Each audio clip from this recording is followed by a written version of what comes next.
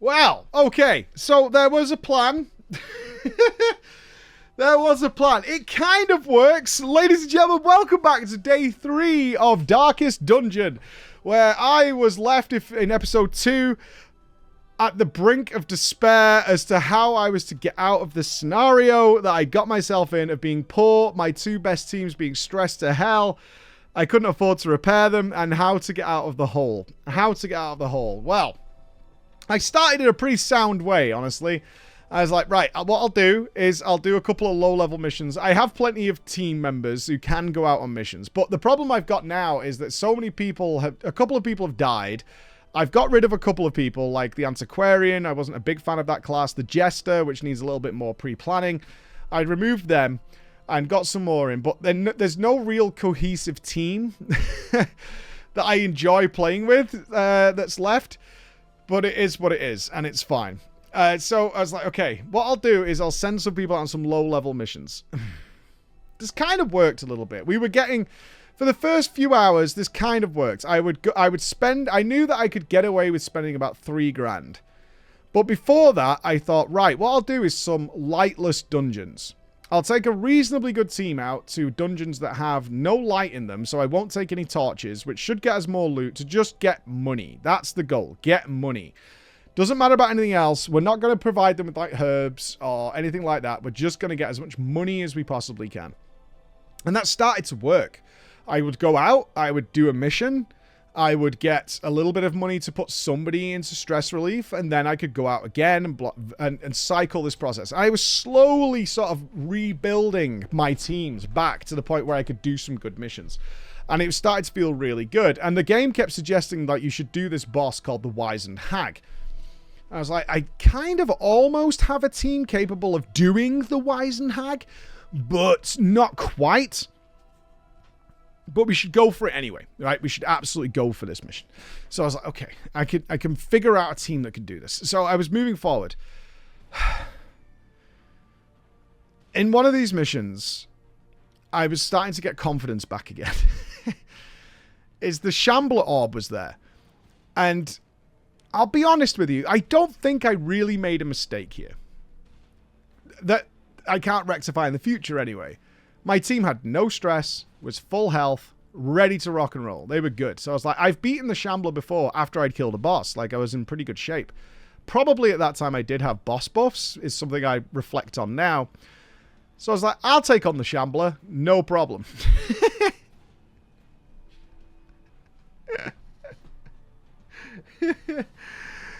Okay. I did kill the Shambler. But from my recollection, the ads the Shambler spawned die when the boss dies. That is not accurate. That's not what happens at all.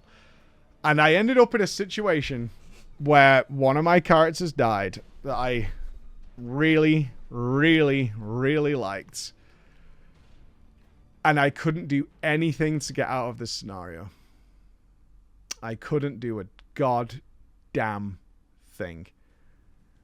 And the reason was these 2 little sea anemone things had 75% protection from physical damage, which is all I had left.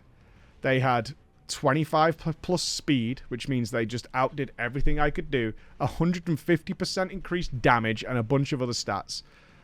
And I couldn't do anything to get out of this. And I stopped and I considered for so long as my 3-man party stood there with no health left as to what could I possibly do to get out of this situation.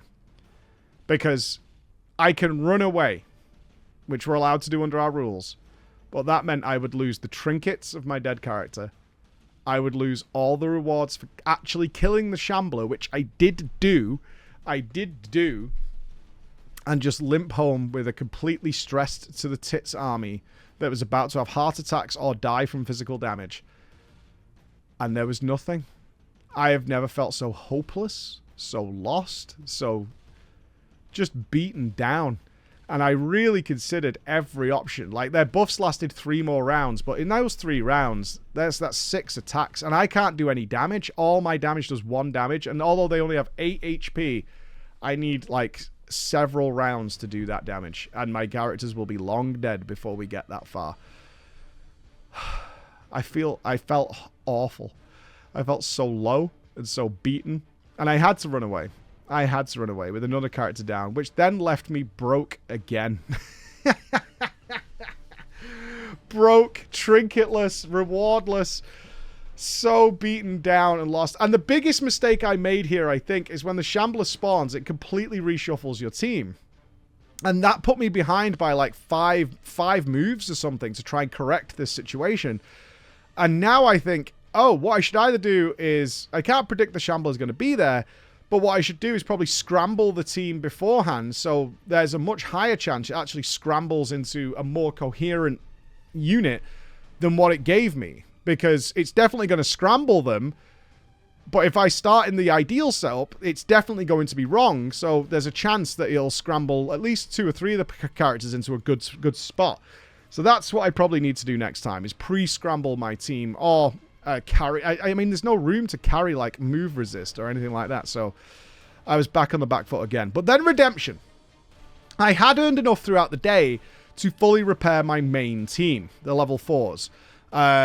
And that meant I could do a high level 3 mission pretty confidently. This was the saving grace of the whole thing. This was amazing. This was so good. And these highs and lows are what make a fantastic game. Is doing that mission and being so money focused. I found a secret room that had like 12.5K's worth of gems in it as well. I came out of this mission, I went in with 0 gold and came out with over 30,000 after one mission, which totally redeemed where we were. This was amazing. This was so good. This was everything I needed it to be. I was so happy. To the point where I was like, right, I'm going to beat the Wizened Hag. I'm going for it. Sadly, I have nothing much to report on the Wizened Hag, because I killed it before it did anything. It did cast something called Into the Pot, but I dodged it. So I assume that probably CC's a character or something along those lines is likely what goes on. But generally, not a big concern. Absolutely not a big concern about this. Which has now put me in this situation. After the most tumultuous day, where I ended up on the floor at one point because I couldn't believe what I was witnessing. I did lose more characters this day. I'm starting to think of less importance to my teammates. They're a resource. They can be an expensive resource, but they are a resource because I did build the Suicide Squad. I did do that. And it worked out kind of well. The Suicide Squad was Nahe, Gimpy, Rainwatcher, and someone else. I can't remember who it was off the hand. Not to be disrespectful, I just can't remember it offhand.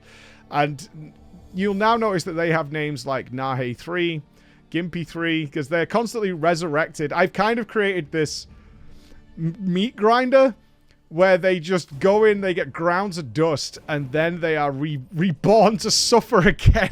Reborn to suffer again.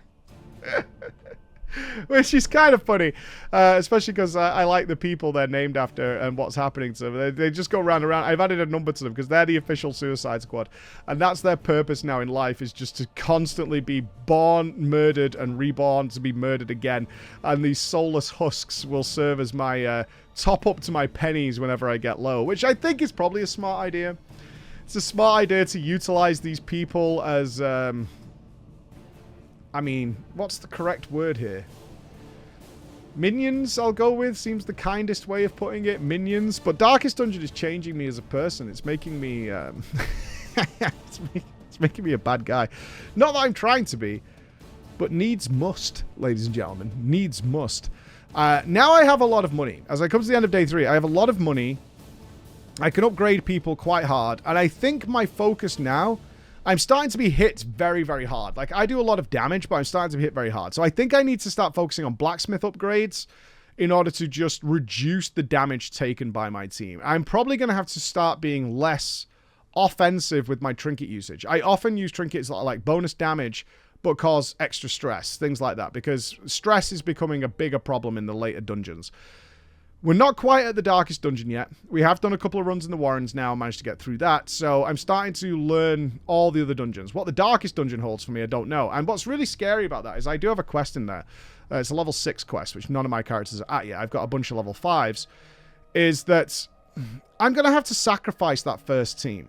I know that's coming. I'm going to have to send my highest level team that has had the most gold investment in there to find out what the fuck's going on in there and to try and work it out. But until then, my next port of call is to really consider what should I do with my money to get us forward and out and really bolster my team, because all the deaths that we've had and the sadness of losing them, Urbish fell, is that I need it to be robust. I need characters that can slot into other teams, which means I can't... right now, I have like a very high-level team and then a really low-level bunch of scraps. I need the scraps to no longer be scraps. That's going to be my goal. So stay tuned for tomorrow with hopefully less of me falling and smashing my desk with what's going on.